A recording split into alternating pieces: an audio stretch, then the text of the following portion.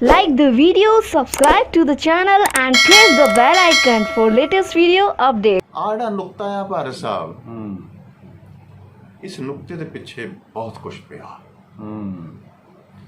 ਇਸ ਸਧਾਰਨ ਪ੍ਰਾਣੀ ਨੂੰ ਇਹ ਨੁਕਤਾ ਸਮਝ ਆਵੇ ਨਾ ਆਵੇ, ਲੇਕਿਨ ਜਿਸ ਵਿਅਕਤੀ ਪਾਸ ਥੋੜੀ ਜਿਹੀ ਵੀ ਬੁੱਧੀ ਐਂਡ ਵਿਵੇਕ ਹੈ, ਹਾਂਜੀ, ਥੋੜੀ ਬਹੁਤੀ ਵੀ ਧਰਮ ਦੇ ਪ੍ਰਤੀ ਸਮਝ ਹੈ, ਉਹ ਇਸ ਨੁਕਤੇ ਨੂੰ ਜ਼ਰੂਰ ਸਮਝੇਗਾ ਕਿ ਜੋ ਬੁੱਧ ਪੁਰਸ਼ ਬੋਲਦੇ ਨੇ, ਉਹਨਾਂ ਦੀ ਬਾਣੀ ਵਿੱਚੋਂ ਜੋ ਵੀ ਗ੍ਰੰਥ, ਜੋ ਵੀ ਸਕ੍ਰਿਪਚਰ ਰਚੇ ਜਾਂਦੇ ਨੇ, ਉਹਨਾਂ ਟੋਟਲ ਸਕ੍ਰਿਪਚਰਸ ਨੂੰ ਕੰਟਰੋਲ ਕਰਨ ਵਾਲਾ ਸ਼ੈਤਾਨ, ਉਹਨਾਂ ਨੂੰ ਕੰਟਰੋਲ ਕਰਕੇ ਪ੍ਰਚਾਰਨ ਵਾਲਾ ਸ਼ੈਤਾਨ।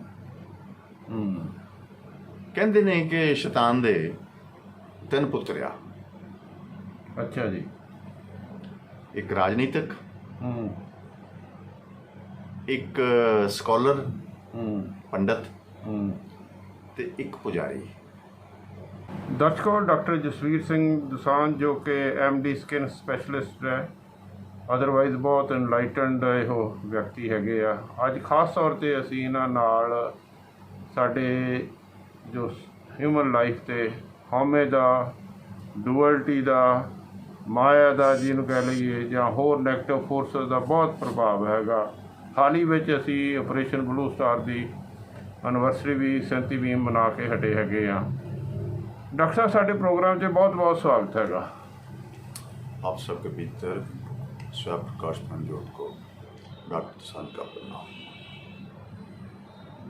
ये डॉक्टर साहब, हौमे हंकार जिन्नियां भी इहो है, साडी जिहड़ी हैगी ह्यूमन से दा इन्ना स्ट्रॉन्ग इन्फ्लुएंस क्यों हैगा?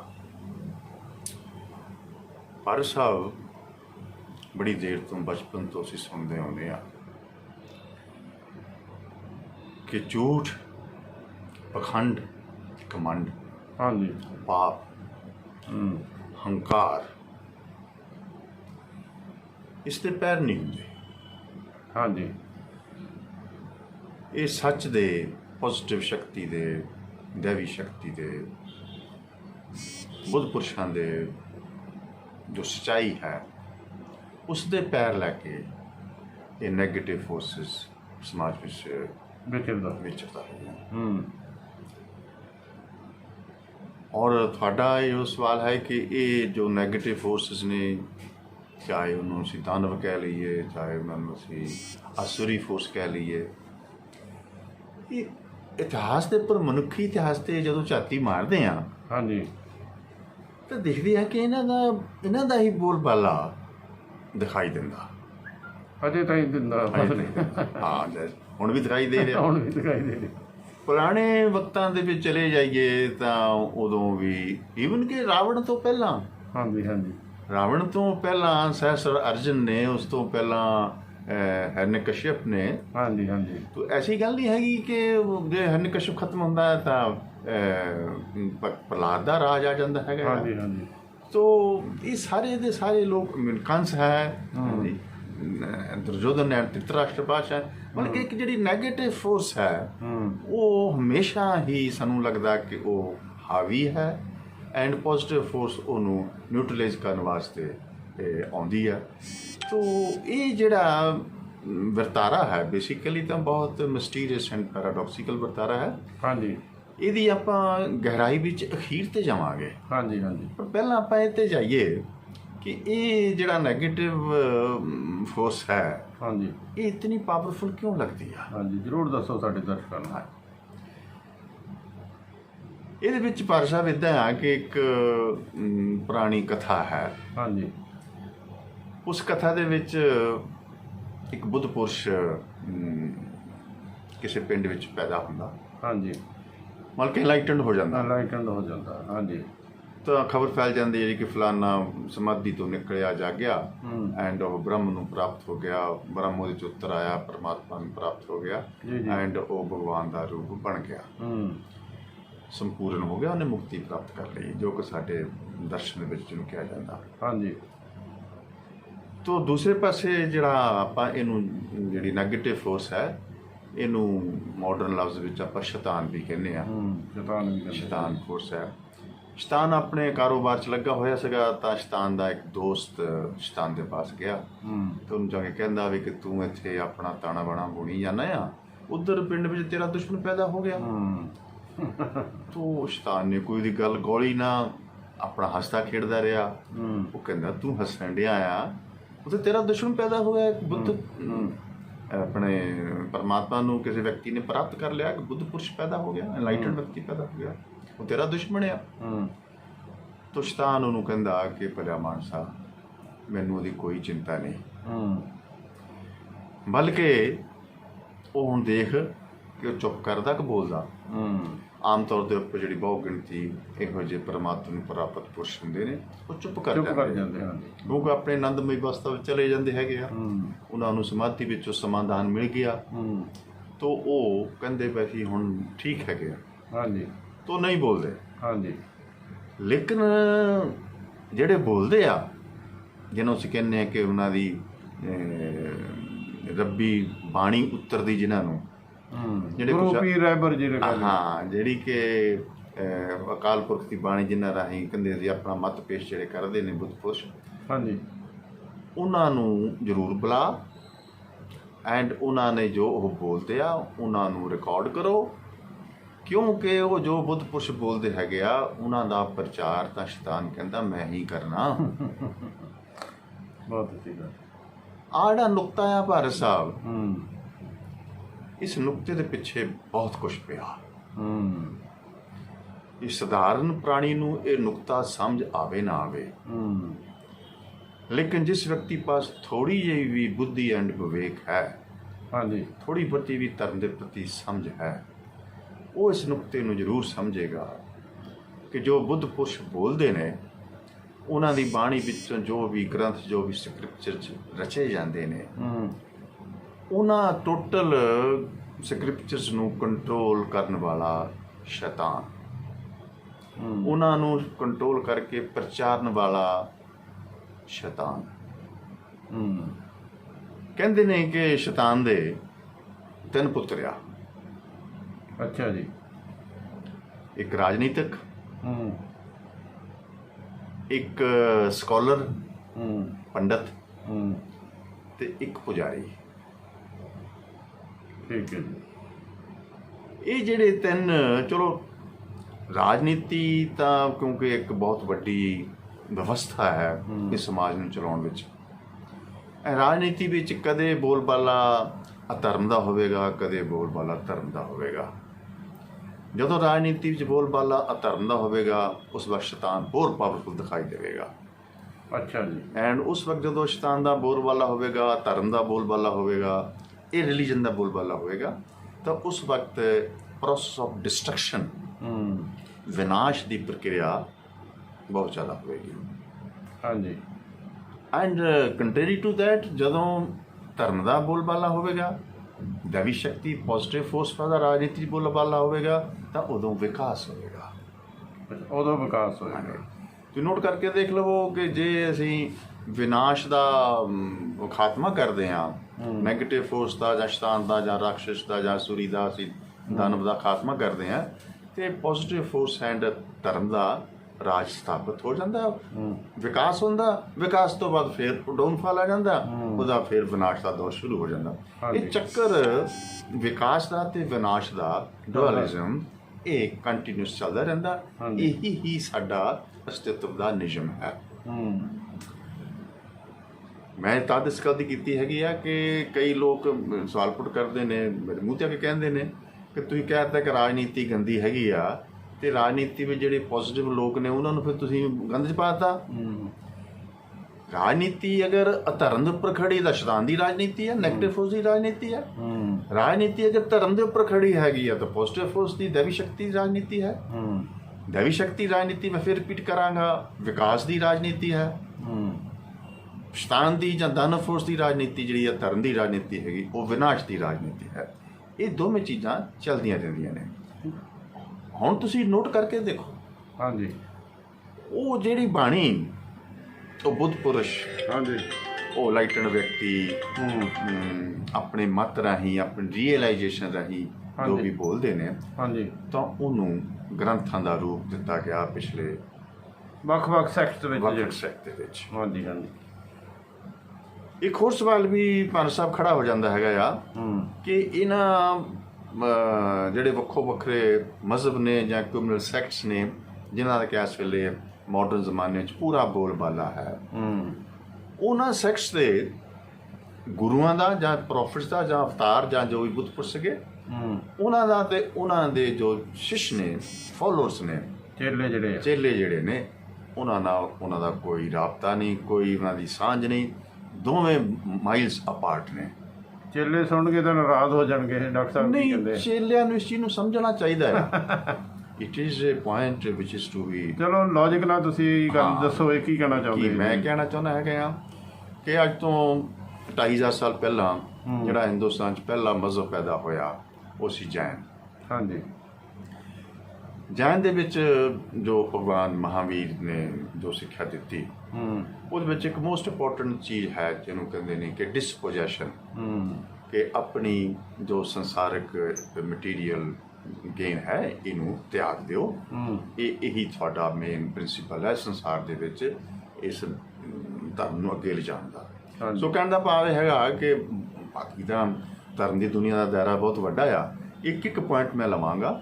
ਪਹਿਲਾਂ ਹੈਗਾ ਮਹਾਵੀਰ ਦਾ, ਉਹਨਾਂ ਨੇ ਕਿਹਾ ਕਿ ਤਿਆਗ, ਪਰਿਗ੍ਰਹਿ, ਡਿਸਪੋਜੈਸ਼ਨ। ਲੇਕਿਨ ਸਭ ਤੋਂ ਵੱਧ ਅਗਰ ਐਕੂਮੂਲੇਸ਼ਨ ਦੇ ਜਾਂ ਪੈਸਾ ਜਿੰਨਾ ਹੈਗਾ ਉਹ ਤਾਂ ਜੈਨੀਆਂ ਕੋਲ ਹੈ।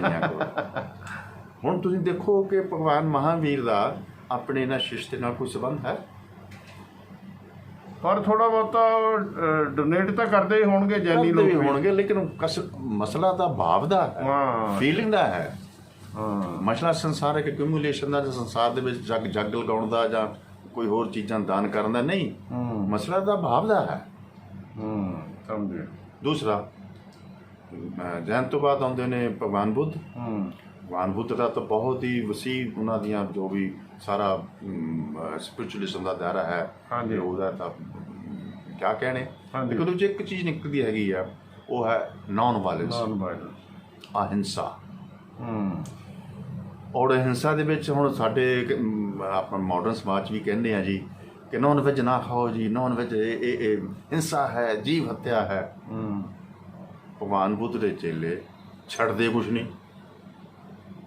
ਅੱਛਾ, ਉਹ ਖਾ ਜਾਂਦੇ ਆ? ਸੱਪ ਵੀ ਖਾ ਜਾਂਦੇ ਆ, ਤਿੱਤਰ ਵੀ, ਕੋਈ ਜੋ ਜਹਾਨ ਦਾ ਜੀਵ ਜੰਤੂ ਹੈਗਾ ਆ, ਚਾਹੇ ਸਮੁੰਦਰ 'ਚ ਚਾਹੇ ਬਾਹਰ ਆ, ਉਹ ਛੱਡਦੇ ਕੁਛ ਨਹੀਂ। ਤੇ ਸਾਡੇ ਹਿੰਦੁਸਤਾਨ 'ਚ ਬਣਿਆ ਹੈਗਾ ਨੌਨ ਵੈਜ ਨਾ ਖਾਏ, ਉਹ ਬਹੁਤ ਵੱਡੀ ਹਿੰਸਾ ਹੈ, ਪਾਪ ਆ ਹੈ, ਜਾਨਵਰ ਖਾਣਾ ਪਾਪ ਆ ਹੈ। ਸਾਡੇ ਇੱਥੇ ਬਹੁਤ ਸਾਰੇ ਧਰਮ ਇਸ ਇਸ਼ੂ ਤੇ ਜਿਹੜਾ ਹੈਗਾ ਪ੍ਰਫੁੱਲਤ ਹੋ ਰਿਹਾ ਵੀ ਨੌਨ ਵੈਜ ਨਹੀਂ ਖਾਣਾ। ਭਾਰਤ ਸਾਹਿਬ ਤੁਸੀਂ ਇਹ ਕਹਿੰਦੇ ਹੋ, ਮੈਂ ਡਾਕਟਰ ਹੋਣ ਦੇ ਨਾਤੇ ਕਈ ਵਾਰੀ ਮੈਂ ਹੈਰਾਨ ਹੁੰਦਾ ਹੈਗਾ, ਕੁਝ ਮੈਡੀਸਨ ਦੀ ਸਟ੍ਰਿਪ ਦੇ ਉੱਪਰ ਕਿਤੇ ਲਾਲ ਨਿਸ਼ਾਨ ਲੱਗਾ ਆ ਜਾਂਦਾ। ਅੱਛਾ। ਲਾਲ ਲਾਈਨ ਜਾਂ ਇੱਕ ਲਾਲ ਜਿਹਾ ਨਾ ਬਿੰਦੂ ਜਿਹਾ ਲੱਗਿਆ ਹੁੰਦਾ। ਉਹ ਇਹਨਾਂ ਲੋਕਾਂ ਨੂੰ ਇਹ ਪਤਾ ਕਿ ਜਿੱਥੇ ਆ ਲਾਲ ਬਿੰਦੂ ਆ ਇਹਦੇ ਵਿੱਚ ਨੌਨ ਵੈਜ ਆ। ਉਹ ਹਾਂ। ਅੱਛਾ। ਉਹ ਜੇ ਮੈਂ ਕਿਤੇ ਕਿਸੇ ਨੂੰ ਐਂਟੀਆਕਸੀਡੈਂਟ ਕੋ ਤਾਕਤ ਦੇ ਕੈਪਸੂਲ ਲਿਖ ਦਿੰਦਾ ਆ, ਜਾਂ ਵਿਟਾਮਿਨ ਈ ਦੇ ਕੈਪਸੂਲ ਲਿਖ ਦਿੰਦਾ ਆ, ਮਰੀਜ਼ ਆ ਕੇ ਆਹ ਨਹੀਂ ਜੀ ਅਸੀਂ ਲੈਣਾ ਜੀ। What is Radha Swami? ਇਹ ਸਾਡੇ ਇੱਕ ਇਹ ਨੌਨ ਵਾਇਲੈਂਸ ਦੀ ਮਿਸਾਲ ਹੈ ਕਿ ਅਸੀਂ ਮੀਟ ਨਹੀਂ ਖਾਣਾ, ਇਹ 'ਚ ਹਿੰਸਾ ਹੁੰਦੀ ਹੈਗੀ ਆ। ਭਗਵਾਨ ਬੁੱਧ ਦੇ ਜਿਹੜੇ ਚੇਲੇ ਚਾਮਟੇ ਨੇ ਮਾਡਰਨ, ਉਹਨਾਂ ਨੂੰ ਇਹ ਨਾਲ ਵਾਸਤਾ ਕੋਈ ਨਹੀਂ ਗਾ। ਮੈਂ ਮੋਟੀ ਗੱਲ ਲੈ ਰਿਹਾ। ਠੀਕ। ਹਾਂਜੀ। ਤੀਸਰੇ ਆ ਜਾਓ, ਕ੍ਰਿਸਚੈਨਿਟੀ। ਭਗਵਾਨ ਜੀਸਸ ਦਾ, ਹਜ਼ਰਤ ਜੀਸਸ ਦਾ ਜਿਹੜਾ ਸਭ ਤੋਂ ਮੁੱਖ ਸੰਦੇਸ਼ ਹੈ, ਬੇਸ ਹੈ, ਜਿਹਦੇ 'ਚ ਕਹਿੰਦੇ ਨੇ ਕਿ ਪਿਆਰ ਹੀ ਪਰਮਾਤਮਾ ਹੈ। ਪਿਆਰ ਨੂੰ ਉਹਨਾਂ ਨੇ ਆਪਣਾ ਇੱਕ ਮੁੱਖ ਮੋਟਿਵ ਰੱਖਿਆ ਕਿ ਸਮਾਜ ਦੇ ਵਿੱਚ ਇਸ ਪਿਆਰ ਦੀ ਇੱਕ ਖਾਸ ਪਰਮਾਤਮਾ ਦੇ ਬਰਾਬਰ ਅਹਿਮੀਅਤ ਆ। ਔਰ ਹਜ਼ਰਤ ਜੀਸਸ ਦੇ ਜਾਣ ਤੋਂ ਬਾਅਦ ਜਦੋਂ ਕ੍ਰਿਸਚੈਨਿਟੀ ਆਈ, ਕੈਥੋਲਿਕ ਚਰਚ ਆਇਆ, ਆਰਗੇਨਾਈਜੇਸ਼ਨ ਬਣੀ ਕ੍ਰਿਸਚੈਨਿਟੀ ਦਾ, ਇਤਨੀ ਇਸ ਪਿਆਰ ਦੇ ਪ੍ਰਤੀ ਰਿਪਰੈਸ਼ਨ ਪ੍ਰਚਾਰੀ ਗਈ। ਅੱਛਾ। ਕਿਸੇ ਹੋਰ ਮਜ਼ਹਬ ਦੇ ਵਿੱਚ ਪਿਆਰ ਦੀ ਇਤਨੀ, ਲਵ ਦੀ ਇਤਨੀ ਰਿਪਰੈਸ਼ਨ ਨਹੀਂ ਕੀਤੀ ਗਈ ਜਿਤਨੀ ਕ੍ਰਿਸਚੀਅਨਟੀ 'ਚ ਕੀਤੀ ਗਈ। ਹੁਣ ਵੀ ਲੋਕ ਇਹ ਸਵਾਲ ਪੁੱਟ ਕਰਦੇ ਨੇ ਵੈਸੇ ਕਿ ਦੇਖੋ ਜੀ ਵੈਸਟਰਨ ਕੰਟਰੀ ਵਿੱਚ ਤਾਂ ਉਹ ਸ਼ਰੇਆਮ ਪਾਰਕਾਂ ਵਿੱਚ ਹੀ, ਸੜਕਾਂ ਉੱਪਰ ਪਿਆਰ ਕਰੀ ਜਾਂਦੇ ਹੈਗੇ ਆ। ਇਹ ਪਿਆਰ ਨਹੀਂ। ਇਹ ਬਗਾਵਤ ਆ, ਉਸ ਰਿਪਰੈਸ਼ਨ ਦੇ ਖਿਲਾਫ ਬਗਾਵਤ ਆ ਅੱਛਾ ਜਿਹੜੀ 2000 ਸਾਲ ਕ੍ਰਿਸਚੈਨਿਟੀ ਨੇ ਕੀਤੀ ਹੈਗੀ ਪਿਆਰ ਦੇ ਪ੍ਰਤੀ। ਨਾ ਕੋਈ ਟੀਚਰ ਛਪਣ ਦਿੱਤਾ, ਨਾ ਇਸ ਨੂੰ ਅੱਗੇ ਹੋਣ ਦਿੱਤਾ, ਸਭ ਕੁਝ ਉਹਨਾਂ ਉਹ ਬਾਉਂਸ ਅਪ ਹੋ ਰਿਹਾ ਹੈਗਾ, ਉਹ ਬਾਹਰ ਲਾਵਾ ਫਟ ਰਿਹਾ, ਲਾਵਾ ਫਟ ਰਿਹਾ ਜੀ। ਨਵੀਂ ਜਨਰੇਸ਼ਨ ਨੂੰ ਉਹ ਤੋਂ ਬਾਹਰ ਜਾ ਰਹੀ ਹੈਗੀ ਆ। ਤੋ ਨੋ ਡਾਊਟ ਕਿ ਸੜਕਾਂ ਦੇ ਉੱਪਰ ਪਾਰਕਾਂ ਵਿੱਚ ਵੀ ਪਿਆਰ ਕਰਨਾ ਕੋਈ ਪਿਆਰ ਨਹੀਂ, ਕਿਉਂਕਿ ਪਿਆਰ ਤੋਂ ਵੱਡੀ ਤਾਂ ਸੀਕ੍ਰੇਟ ਗੋਪਨੀਆਂ ਸੇ ਗੋਪਨੀਆਂ ਕੋਈ ਅਗਰ ਚੀਜ਼ ਹੈ, ਸੀਕ੍ਰੇਟ ਕੋਈ ਹੈ, ਉਹ ਪਿਆਰ ਹੀ ਹੈ। ਬਿਲਕੁਲ ਠੀਕ ਹੈ। ਸੋ ਇਹਨਾਂ ਨੇ ਇੱਕ ਜੀਸਸ ਦੇ ਜੋ ਫੋਲੋਅਰਸ ਨੇ ਉਹਨਾਂ ਨੇ ਇਸ ਪਿਆਰ ਦਾ ਕੀ ਬਣਾਤਾ, ਉਹ ਸਾਡੇ ਸਾਹਮਣੇ ਹੈ। ਉਹਦੀ ਹੁਣ ਡਿਟੇਲ ਚ ਆਪਾਂ ਕੀ ਜਾਣਾ। ਤੀਸਰਾ ਹੋ ਗਿਆ। ਚੌਥਾ ਆ ਗਿਆ ਹਜ਼ਰਤ ਮੁਹੰਮਦ ਸਾਹਿਬ ਦਾ ਇਸਲਾਮ। ਹਜ਼ਰਤ ਮੁਹੰਮਦ ਸਾਹਿਬ ਦੀ ਜੋ ਮੁਹਿੰਮ ਚੀਜ਼ ਹੈਗੀ ਆ, ਉਹਨਾਂ ਨੇ ਆਪਣੀ ਸਿੱਖਿਆ ਨੂੰ ਫੈਲਾਉਣ ਵਾਸਤੇ ਕਿਰਪਾਨ ਤੇ ਲਿਖ ਦਿੱਤਾ ਇਸਲਾਮ। ਇਸਲਾਮ ਦਾ ਮਤਲਬ ਹੈ ਪੀਸ, ਸ਼ਾਂਤੀ। ਔਰ ਦੁਨੀਆ ਜਿਸ ਵਕਤ ਸਭ ਤੋਂ ਵੱਧ ਕੋਈ ਅਸ਼ਾਂਤ ਹੈ ਤਾਂ ਉਹ ਹਜ਼ਰਤ ਮੁਹੰਮਦ ਸਾਹਿਬ ਦੇ ਚੇਲੇ। ਸ਼ਾਂਤੀ ਨਾਂ ਦੀ ਚੀਜ਼ ਹੀ ਕੋਈ ਨਹੀਂ। ਹੋਰ ਗੱਲਾਂ ਦੀ ਗੱਲਾਂ ਮੈਂ ਇੱਥੇ ਥੋੜ੍ਹਾ ਜਿਹਾ ਹੋਰ ਐਡ ਕਰਨਾ ਚਾਹਾਂਗਾ। ਹਾਂਜੀ ਕਿ ਹਜ਼ਰਤ ਮੁਹੰਮਦ ਸਾਹਿਬ ਦੀ, ਮੈਂ ਇੱਕ ਸਟੇਜ ਦੇ ਉੱਪਰ ਹਜ਼ਰਤ ਮੁਹੰਮਦ ਸਾਹਿਬ ਨੂੰ ਬਹੁਤ ਲਾਈਕ ਕਰਦਾ, ਅੱਜ ਵੀ ਲਾਈਕ ਕਰਦਾ। ਹਾਂਜੀ ਕਿਉਂ ਲਾਈਕ ਕਰਦਾ? ਕਿ ਉਹਨਾਂ ਦੀ ਇੱਕ ਸਿੱਖਿਆ ਹੈ ਜੋ ਸਾਡੇ ਭਾਰਤੀ ਦਰਸ਼ਨ ਦੀ ਗੀਤਾ ਦੀ ਸਿੱਖਿਆ ਹੈ, ਸਮਰਪਣ, ਕੰਪਲੀਟ ਸਮਰਪਣ। ਪਰਮਾਤਮਾ ਆਦਿ ਸ਼ਕਤੀ ਅਕਾਲ ਪੁਰਖ ਉਸ ਆਲਮਾਈਟੀ ਦੇ ਅੱਗੇ ਕੰਪਲੀਟ ਸਰੈਂਡਰ ਟੂ ਗੋਡ, ਮਤਲਬ ਮੰਨ ਕੇ ਸਭ ਕੁਝ ਉਹਦੇ ਅੱਗੇ ਸਰੈਂਡਰ ਕਰਦਾ। ਹਜ਼ਰਤ ਮੁਹੰਮਦ ਸਾਹਿਬ ਦੀ ਇੱਕ ਇਹ ਬਹੁਤ ਇੰਪੋਰਟੈਂਟ ਉਹਨਾਂ ਦੇ ਜੀਵਨ ਦੀ ਕਥਾ ਹੈ ਕਿ ਜਦੋਂ ਉਹ ਜੋਤੀ ਜੋ ਸਮਾ ਰਹੇ ਸੀਗੇ ਅਖੀਰ ਦੇ ਉੱਪਰ, ਸਵਾਸ ਤਿਆਗ ਰਹੇ ਸੀਗੇ ਤੇ ਉਹ ਉਸਲ ਵੱਟੇ ਵੱਟ ਰਹੇ ਸੀਗੇ ਤੇ ਪ੍ਰਾਣ ਨਹੀਂ ਸੀ ਨਿਕਲ ਰਹੇ। ਤੇ ਉਹਨਾਂ ਦੀ ਜੋ ਮਿਸਿਸ ਹੈ ਜਿਹੜੀ ਕਿ ਉਹਨਾਂ ਤੋਂ ਮੈਂ ਕਾਫੀ ਵੱਡੀ ਸੀਗੀ, ਤੋ ਉਸਨੇ ਸਾਰੀਆਂ ਜਿਹਨੂੰ ਅਸੀਂ ਕਹਿੰਦੇ ਹੈਗੇ ਅੱਜ ਤਾਂ ਸਾਰੀਆਂ ਉਹਨੇ ਹੀ ਨੋਟ ਕੀਤੀਆਂ ਸੀਗੀਆਂ। ਕਿਉਂਕਿ ਜਦੋਂ ਹਜ਼ਰਤ ਮੁਹੰਮਦ ਸਾਹਿਬ ਬੋਲਦੇ ਹੁੰਦੇ ਸੀ ਉਦੋਂ ਉਹ ਬੇਹੋਸ਼ ਹੋ ਜਾਂਦੇ ਹੁੰਦੇ ਸੀਗੇ ਤੇ ਜੋ ਉਹਨਾਂ ਨੂੰ ਅਟੈਕ ਹੁੰਦਾ, ਜੋ ਵਿਚਕਾਰ ਬੋਲਦੇ ਸੀਗੇ ਉਹ ਨੋਟ ਕੀਤੀਆਂ ਜਾਂਦੀਆਂ ਸੀਗੀਆਂ। ਉਹਨਾਂ ਦੇ ਉੱਪਰ ਬਾਅਦ 'ਚ ਕੁਰਾਨ ਬਣੀ। ਲੇਕਿਨ ਉਹਨਾਂ ਦੀ ਮੈਂ ਉਹ ਜਦੋਂ ਜਾ ਰਹੇ ਸੀਗੇ ਤਾਂ ਸਵਾਸ ਨਹੀਂ ਸੀ ਪੂਰੇ ਹੋ ਰਹੇ ਤੇ ਉਹ ਵਾਈਫ ਕਹਿੰਦੀ ਕੀ ਗੱਲ ਆ, ਤੇ ਹਜ਼ਰਤ ਮੁਹੰਮਦ ਸਾਹਿਬ ਉਹਨੂੰ ਕਹਿੰਦੇ ਵੀ ਤੂੰ ਪਹਿਲਾਂ ਮੈਨੂੰ ਇਹ ਦੱਸ ਕਿ ਮੇਰੇ ਜੀਵਨ ਦਾ ਇੱਕ ਪ੍ਰਿੰਸੀਪਲ ਹੈ ਕਿ ਅੱਜ ਦਾ ਜੀਵਨ ਜੋ ਮੇਰੇ ਕੋਲ ਪ੍ਰਭੂ ਨੇ ਕਰਵਾਉਣਾ ਸੀ ਕਰਵਾ ਲਿਆ, ਜੋ ਮੈਨੂੰ ਆਲਮਾਈਟੀ ਨੇ ਦੇਣਾ ਸੀ ਦੇਤਾ। ਉਹ ਸ਼ਾਮ ਤੱਕ ਮੈਂ ਜੇਬ ਖਾਲੀ ਕਰਕੇ ਸੌਣਾ ਆ ਰੋਜ਼, ਤਾਂ ਜੋ ਅੱਜ ਦਾ ਦਿਨ ਪੂਰਾ ਹੋ ਗਿਆ। ਕੱਲ ਨੂੰ ਉਹ ਜਾਣੇ, ਮੈਨੂੰ ਕੱਲ ਦੀ ਫਿਕਰ ਨਹੀਂ। ਕੱਲ ਦੀ ਫਿਕਰ ਜਿਹਨੇ ਅੱਜ ਦਾ ਦਿਨ ਪੂਰਾ ਕਰਤਾ ਉਹ ਕੱਲ ਵੀ ਪੂਰਾ ਕਰੇਗਾ। ਤੇ ਤੂੰ ਮੈਨੂੰ ਦੱਸ ਕਿ ਤੂੰ ਜਿਹੜੀ ਅੱਜ ਕੁਝ ਪੈਸੇ ਪੂਸੇ ਆਏ ਸੀ ਉਹਦੇ ਕੋਲ ਲੁਕੋ ਕੇ ਤਾਂ ਨਹੀਂ ਰੱਖ ਲਏ? ਉਹ ਕਹਿੰਦੀਆਂ 5 ਦਿਨਾਰ ਰੱਖ ਲਏ ਸੀਗੇ, ਤੁਹਾਡੀ ਸਿਹਤ ਠੀਕ ਨਹੀਂ, ਸ਼ਾਇਦ ਕੋਈ ਹਕੀਮ ਬੁਲਾਉਣਾ ਪੈ ਜਾਏ। ਉਹ ਕਹਿੰਦੇ ਮੈਨੂੰ ਨਾ ਸਮਝ ਆਵੇ ਕਿ ਪ੍ਰਾਣ ਕਿਉਂ ਨਹੀਂ ਨਿਕਲ ਰਿਹਾ। ਕਹਿੰਦੇ ਚੁੱਕੋ 5 ਦਿਨਾਰ, ਦਰਵਾਜ਼ੇ ਤੇ ਜਾ, ਉੱਥੇ ਕਿਸੇ ਭਿਖਾਰੀ ਨੂੰ ਦੇ ਦੇ। ਅੱਧੀ ਰਾਤ ਨੂੰ ਭਿਖਾਰੀ ਕਿੱਥੇ ਹੋਵੇਗਾ? ਕਹਿੰਦੇ ਕੋਈ ਤੂੰ ਜਾ ਤਾਂ ਸਹੀ। ਹੋ ਜਾਂਦੀ ਹੈ ਜੀ ਗੇਟ ਦੇ ਉੱਪਰ ਭਿਖਾਰੀ ਖੜਾ ਹੁੰਦਾ।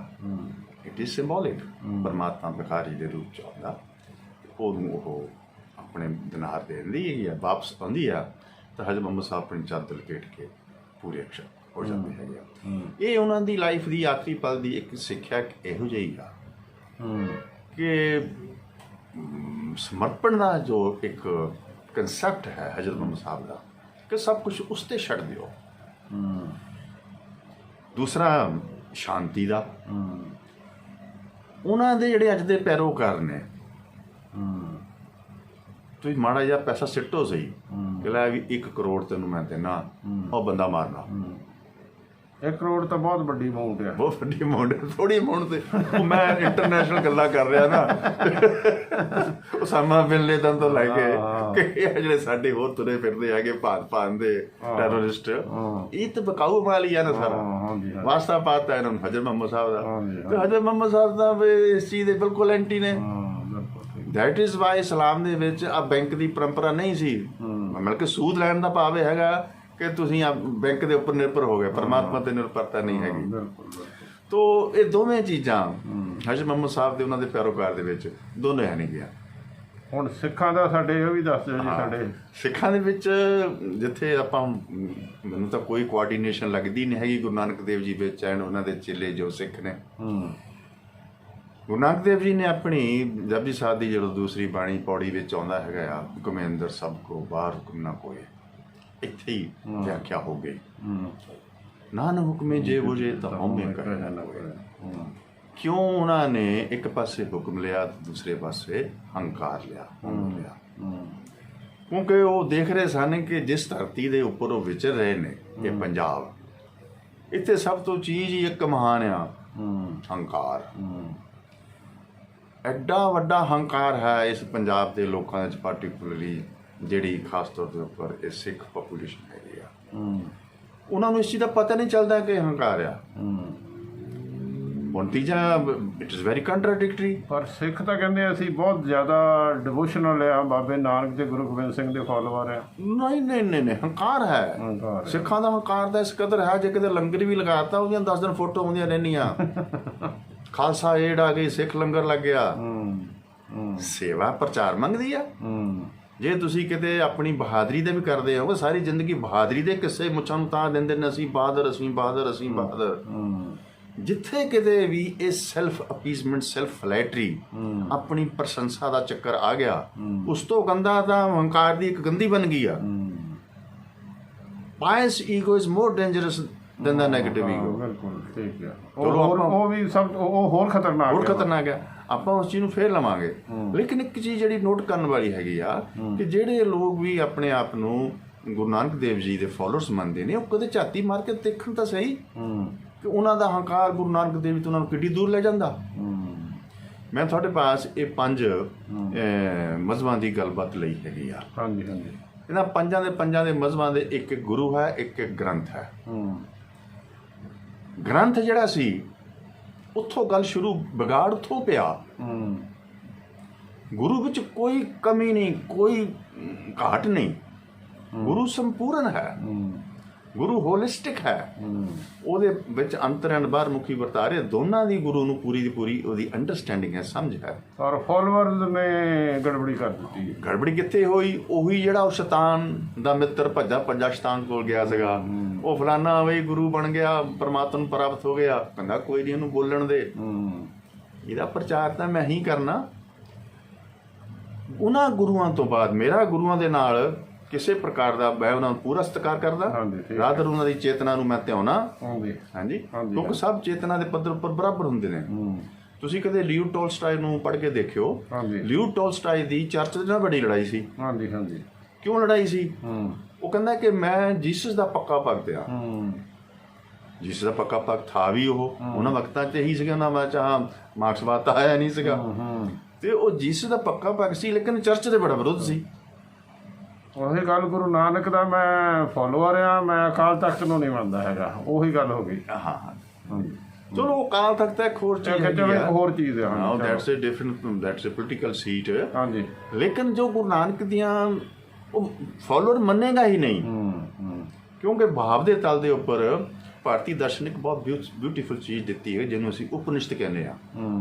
ਉਪਨਿਸ਼ਦ ਕਿਆ ਹੈ ਕਿ ਜੋ ਸ਼ਿਸ਼ ਹੈ, ਗੁਰੂ ਦੇ ਕੋਲ ਬੈਠ ਕੇ ਗੁਰੂ ਦਾ ਇਲੈਕਟ੍ਰੋਮੈਗਨੈਟਿਕ ਔਰਾ ਦੇ ਨਾਲ ਆਪਣੇ ਇਲੈਕਟ੍ਰੋਮੈਗਨੈਟਿਕ ਔਰਾ ਨੂੰ ਇਕਮਿਕ ਕਰਕੇ ਗੁਰੂ ਪਾਸੋਂ ਗਿਆਨ ਲੈ ਲਵੇ। ਉਹ ਗੁਰੂ ਦੇ ਪਾਸੋਂ ਉਪਨਿਸ਼ਦਿਕ ਔਰਾ ਕਿੱਦਾਂ ਕ੍ਰੀਏਟ ਕਰੇ?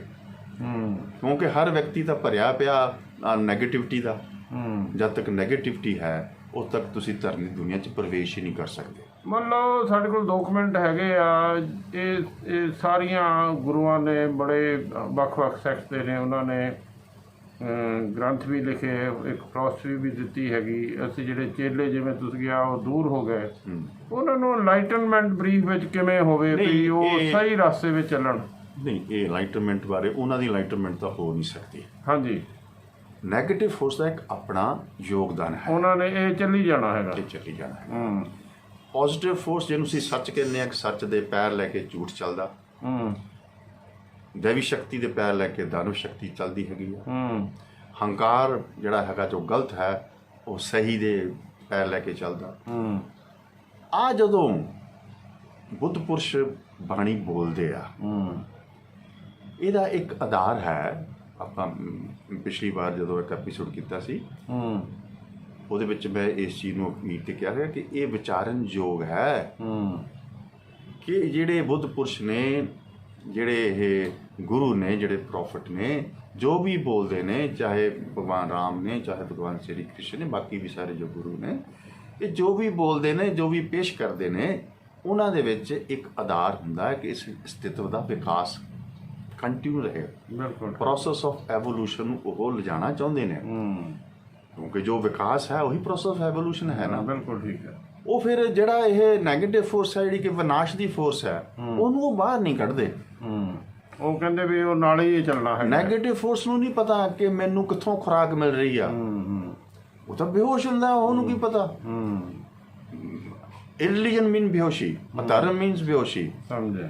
ਕੋਈ ਵਿਅਕਤੀ ਅਗਰ ਹੋਸ਼ਮੰਦ ਹੋ ਜਾਏਗਾ ਤਾਂ ਉਹ ਕਦੇ ਹੰਕਾਰੀ ਹੋ ਹੀ ਨਹੀਂ ਸਕਦਾ, ਬਿਲਕੁਲ। ਉਹ ਬਲਕਿ ਪਿਆਰ ਵਿਹੂਣਾ ਹੋ ਹੀ ਨਹੀਂ ਸਕਦਾ।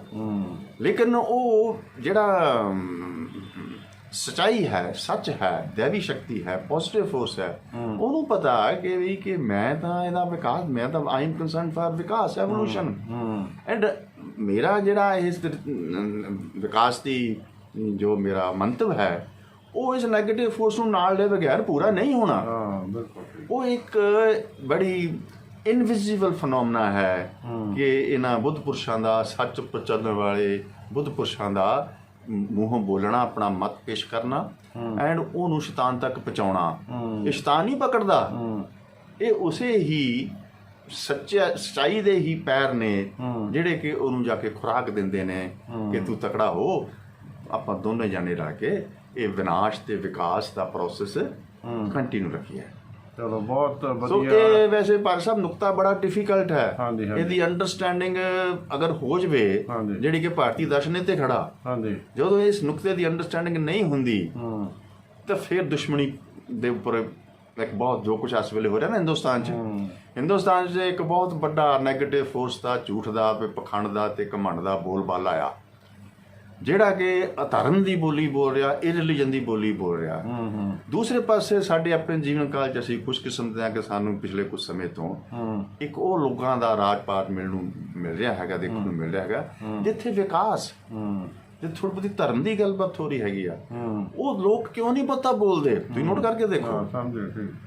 ਜਿਹੜੀ ਸਾਡੀ ਅਸਲੇ ਮੌਜੂਦਾ ਹਕੂਮਤ ਹੈ, ਉਹਨੂੰ ਜੋ ਲੋਕ ਚਲਾ ਰਹੇ ਨੇ, ਉਹ ਪਤਾ ਬੋਲਦੇ ਨਹੀਂ ਗੇ, ਉਹ ਰਿਐਕਟ ਹੀ ਨਹੀਂ ਕਰ ਰਹੇ। ਕਿਉਂ ਨਹੀਂ ਰਿਐਕਟ ਕਰ ਰਹੇ? ਉਹ ਕਹਿੰਦੇ ਵੀ ਅਸੀਂ ਤਾਂ ਤੈਨੂੰ ਸ਼ਕਤੀ ਦਿੱਤੀ ਆ, ਹੁਣ ਤੈਨੂੰ ਕਹੀ ਤੂੰ ਚੁੱਪ ਕਰ ਜਾ, ਬੋਲ। ਇਹ ਹਿੰਦੁਸਤਾਨ ਦੀ ਇੱਕ ਦੇਣ ਆ, ਭਾਰਤੀ ਦਰਸ਼ਨ ਦੀ ਇੱਕ ਇਹੋ ਜਿਹੀ ਦੇਣ ਹੈਗੀ ਆ ਕਿ ਉਹਦੇ ਵਾਸਤੇ ਦੁਸ਼ਮਣ ਵੀ, ਰਾਵਣ ਵੀ, ਦੁਰਯੋਧਨ ਵੀ, ਸਹਿਸਰ ਅਰਜਨ ਵੀ, ਕੰਸ ਵੀ, ਜੋ ਵੀ ਨੈਗੇਟਿਵ ਫੋਰਸ ਹੋਵੇਗੀ, ਉਹ ਤੋਂ ਬਾਹਰ ਨਹੀਂ ਉਹਨੂੰ ਕੱਢ ਦੇ। ਕਹਿੰਦੇ ਤੂੰ ਸਾਡਾ ਆ, ਤੂੰ ਸਾਡਾ ਮੰਤਵ ਪੂਰਾ ਕਰ ਰਿਹਾ, ਵਿਕਾਸ ਤੇਰੇ ਬਗੈਰ ਹੋ ਹੀ ਨਹੀਂ ਸਕਦਾ। ਆਹ ਨੁਕਤਾ ਅਗਰ ਸਮਝ ਆ ਜਾਏ, ਪਰ ਸਾਵਾ ਨੁਕਤਾ ਅਗਰ ਸਮਝ ਆ ਜਾਏ, ਤਾਂ ਦੂਸਰੇ ਪ੍ਰਤੀ ਜਿਹੜੀ ਸਾਡੀ ਵੈਰ ਦੀ, ਨਫ਼ਰਤ ਦੀ ਐਂਡ ਹਿੰਸਾ ਦੀ ਧਾਰਨਾ ਹੈ, ਇਹ ਖਤਮ ਹੋ ਜਾਏਗੀ। ਬਹੁਤ ਵਧੀਆ। ਇਹ ਤੋਂ ਅਸੀਂ ਕੰਟੀਨਿਊ ਕਰਾਂਗੇ ਡਾਕਟਰ ਸਾਹਿਬ ਅਗਲੇ ਐਪੀਸੋਡ 'ਤੇ। ਬਹੁਤ बहुत मेहरबानी, धन्यवाद। Thank you very much doctor साहब, थैंक यू। एक बार फिर आप सबके भीतर स्वयं प्रकाशमान ज्योति को मेरा प्रणाम। थैंक यू डॉक्टर साहब, थैंक यू, बहुत अच्छा।